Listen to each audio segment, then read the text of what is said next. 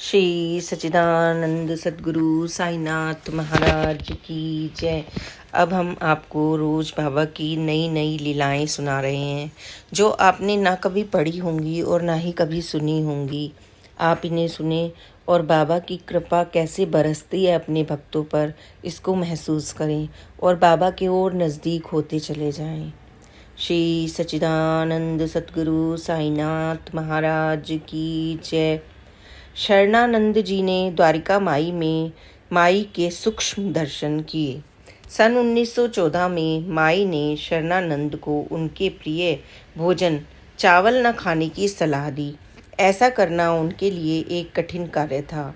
फिर बाबा ने शरणानंद जी को स्वप्न में आदेश देते हुए कहा, तुम लाल छिलके वाले प्याज प्रचुर मात्रा में ग्रहण करो। स्वामी शरणानंद जी ने कुछ समय तक बाबा की आज्ञा का पालन किया, लेकिन ऐसा करने से उनकी वाणी कर्कश और कठोर हो गई। उन्हें लगा जैसे उनका शरीर प्याज को पचा पाने में सक्षम नहीं था, इसलिए उन्होंने प्याज खाना बंद कर दिया। एक रामनवमी के उत्सव पर राधा कृष्णा माई ने शरणानंद जी को कहा, तुम और तुम्हारी पत्नी 20 रुपये प्रति माह खर्च में आसानी से जीवन व्यतीत कर सकते हो। तुम्हें अधिक धन की क्या जरूरत है। बाद में माई ने उन्हें 125 रुपये मूल्य का चांदी का दीपक लाने के लिए कहा। नार्वेकर जी ने 25 रुपये का ब्याज दिया। स्वामी शरणानंद जी चांदी का सुंदर दीपक खरीदकर शिरडी से ले आए। उस रामनवमी राधा कृष्णा माई ने बाती को देसी घी में भिगोकर दीपक प्रज्वलित कर शरणानंद जी को उन्हें द्वारिका माई में लाने को कहा। फिर माई ने कहा, मैं द्वारिका माई की सीढ़ियाँ चढ़कर तुम्हारे साथ ऊपर जाऊंगी। तब शरणानंद जी द्वारिका माई की सीढ़ियाँ चढ़ रहे थे। तब उन्हें ऐसा लगा जैसे किसी ने उनके कंधे पर थपकी मारी।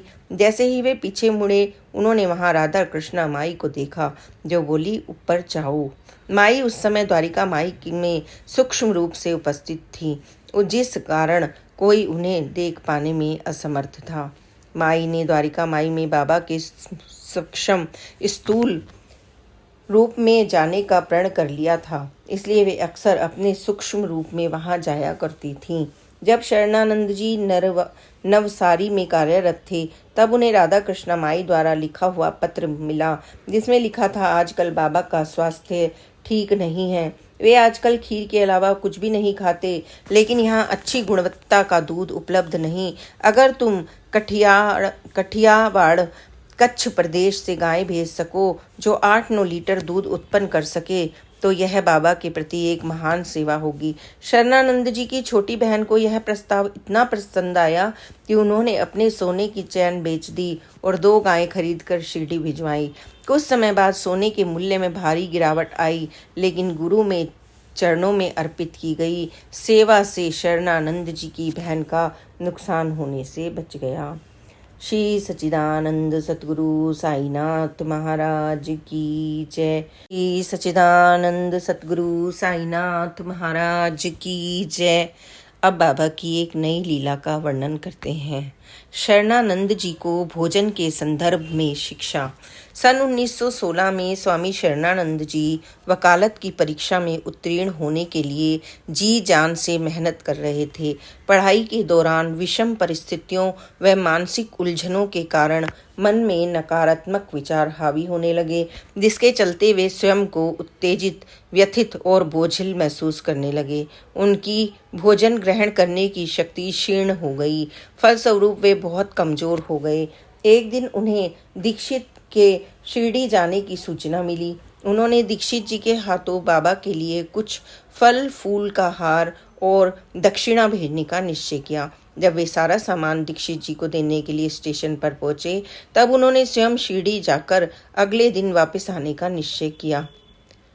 इस प्रकार वे दीक्षित जी के साथ शिरडी आए। बाबा को प्रणाम करने के पश्चात वे माई के घर पर गए।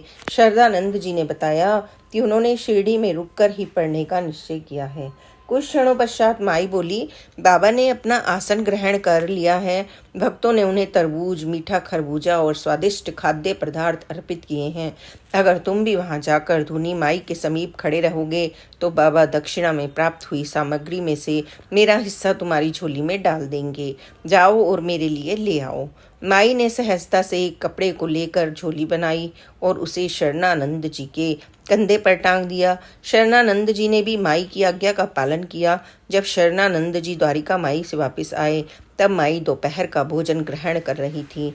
माई ने शरणानंद जी को बुलाकर अपने समीप बिठाया और अपने भोजन का कुछ अंश उन्हें भी खाने को दिया। शरणानंद जी ने भोजन ग्रहण किया जो उन्हें बहुत ही तीखा और मसालेदार लगा। अगले दिन भोजन के समय माई ने अपने हाथों से प्रत्येक ग्रास शरणानंद जी के मुख में डाला। ऐसा करते हुए वे अन्न भोजन में डाले गए पदार्थों व मसालों के विषय में उन्हें बताने लगी। माई ने उन्हें कैलोरी, प्रोटीन, कार्बोज व खनिजों की मात्रा के विषय में भी जानकारी दी। भोजन ग्रहण करने से शरीर पर पड़ने वाले प्रभाव के संबंध में माई ने शरणानंद जी को बताया कि वे बोली, जो भोजन हम ग्रहण करते हैं उसमें डाले गए पदार्थ व मसालों के विषय में हमें पूर्ण जानकारी होनी चाहिए। शरणानंद जी ने बताया, माई ने मेरे मुख में 42 ग्रास डाले जिससे मेरी भोजन ग्रहण करने की शक्ति पुनः जागृत हो गई। एक दिन दोपहर के भोजन में माई ने शरणानंद जी की थाली में से एक केला रखा। शरणानंद जी को वह केला कई जगह से गला हुआ लगा। भोजन ग्रहण करते हुए पहले की ग्रास में उन्हें बकरी का मल दिखाई दिया जिसे उन्होंने निकाल कर अलग रख दिया। बाकी का खाना ठीक था जिसे उन्होंने ग्रहण कर लिया। तब उन्हें ज्ञात हुआ कि योगी भी अपने शिष्यों को उचित व अनुचित भोजन ग्रहण करने की शिक्षा प्रदान करते हैं जो उनके स्वास्थ्य के लिए लाभकारी हो। अगले दिन बाबा ने मूंगफली, नारियल और मसालों द्वारा चटनी बनाई। बाबा ने कुछ चटनी माई को भिजवाई। तब माई बोली, तुम बाबा के हाथों से बनी कुछ चटनी ग्रहण करो, ऐसा अवसर तुम्हें पुनः प्राप्त नहीं होगा। शरणानंद जी ने माई के आग्रह पर कुछ चटनी ग्रहण की, लेकिन वह बहुत तीखी थी। चटनी में मिर्च के कारण उन्हें अतिसार रोग हो गया। जब शरणानंद जी बाबा से मिलने गए तब बाबा बोले, जब तुम किसी दूसरे का हिस्सा जो कि तुम्हारा नहीं है उसे ग्रहण करते हो तो वह शरीर से ऐसे ही बाहर निकलता है। इस लीला से शरणानंद जी को विवेक द्वारा भोजन ग्रहण करने की महत्वपूर्ण शिक्षा मिली। श्री सच्चिदानंद सतगुरु साईनाथ महाराज की जय। अब एक और कथा जो कि शरणानंद जी के ही संबंधित है उसको आप सुने। शरणानंद जी को जन्म और मृत्यु और आत्मा का ज्ञान। एक शाम शरणानंद जी घूमते हुए कोपर गांव की ओर जाने वाले मार्ग में एक शांत स्थान देखकर वहीं पर बैठ गए। तभी एक व्यक्ति आकर उनसे भिक्षा मांगने लगा। शरणानंद जी ने अपने वस्त्र में लगे हुए चांदी के बटन उतारकर उस व्यक्ति को दे दिए। उसी क्षण उन्हें बाबा की दिव्य वाणी सुनाई दी, जब भी कोई व्यक्ति तुम्हारे पास आकर तुमसे कुछ मांगे तो उसे कहो, मैं नग्न हूँ, तुम्हारी जो इच्छा हो सो ले लो। बहुत देर तक वे बाबा द्वारा कहे गए शब्दों का अर्थ समझने का प्रयास करते रहे। अगर कोई आध्यात्म के क्षेत्र या मोक्ष प्राप्ति का जिज्ञासु होता तो वह इसका अर्थ समझ सकता था। इसका अर्थ है, मेरा कोई साथी नहीं, मैं अकेला हूँ, बिना किसी आकार के प्रचंड अग्नि के समान मैं ब्रह्म हूँ, इसलिए जो तुम्हारी इच्छा हो सो ले लो। एक अन्य अवसर पर बाबा ने उन्हें मृत्यु का अनुभव कराया। शरणानंद बताते हैं, जब एक बार मैं दीक्षितवाड़ा प्रथम तल पर बिस्तर लगाकर सो रहा था तो मेरा सर बाबा के स्वरूप की ओर था। तभी उस जागृत अवस्था में मेरी आत्मा मेरे शरीर से निकलकर सामने की दीवार पर जाकर स्थित हो गई। मैं बड़े ध्यान से अपनी आत्मा को देखने लगा। इस विचित्र प्रतिक्रिया से मैं समझ गया कि वामन राव अब मत हूँ। अब वामन राव ने नया शरीर धारण कर लिया है, यानी वह अब कोई दूसरा व्यक्ति है। अगली सुबह भी मुझे ऐसा ही अनुभव हो रहा था कि मैंने नया शरीर धारण कर लिया है। और अगर मुझसे कोई यह पूछता कि क्या आपके पास नौकरी है या कमाई का कोई साधन है तो मैं उत्तर देता, वामन राव मर चुका है, वह बहुत समय पहले ही मर चुका है। फिर मैं सोचने लगा कि बाबा ने मेरे शरीर में से मेरी आत्मा मुक्त कर मुझे क्यों दिखाई। इस अनुभव से बाबा मुझे क्या शिक्षा देना चाहते हैं। मैंने इस विषय में सोचने का बहुत प्रयास किया। तब मुझे एहसास हुआ कि प्राण शक्ति का आना जाना यह जीवन मृत्यु का निरंतर चलने वाला चक्र है, लेकिन आत्मा अजर अमर है और वह इस चक्र की दृष्टा है, परंतु उससे अप्रभावित है। वह इस जीवन के सभी कार्य व्यवहार को देखती है।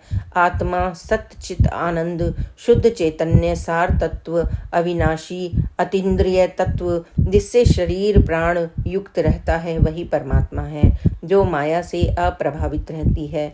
अगले दिन शरणानंद जी प्रातः जल्दी उठकर लेंडी बाग गए। लेंडी नदी में बाढ़ आई थी और जल वेग से बहता हुआ किनारों को लांघ गया। शरणानंद जी नदी पार कर दक्षिण दिशा में आ गए, जहां उन्होंने एक बलवान व सुंदर पुरुष को खड़ा हुआ देखा। उस पुरुष ने लंगोट धारण किया था और उसके कंधे पर एक झोली लटक रही थी। उनकी मूछें थी और सिर पर जटा जिसमें एक छोटी सी हंसिया थी। शरणानंद जी ने पहचान लिया कि वे भगवान शिव हैं और उसने उनके चरणों में प्रणाम किया। नोट: लेंडी नदी में अब पुराना प्रसादालय है। उसमें से बहती हुई नगर मनमाड़ राजमार्ग से लेंडी बाग में प्रवेश कर रही है। बाबा के कुएं नंदादी पारायण हाल तक पहुंचती हुई वह नदी में लुप्त हो जाती है। श्री सच्चिदानंद सद्गुरु साईनाथ महाराज की जय। Please like, share and subscribe this channel. और प्लीज़ आप कमेंट करके ज़रूर बताएं कि आपको बाबा की ये कथाएं सुनने में कैसी लग रही हैं, ताकि हमें भी और तरह तरह की बाबा की कथाएं ढूंढकर उनको आप तक पहुंचाने की हिम्मत आए। ओम साई राम, जय साई राम, ओम साई राम।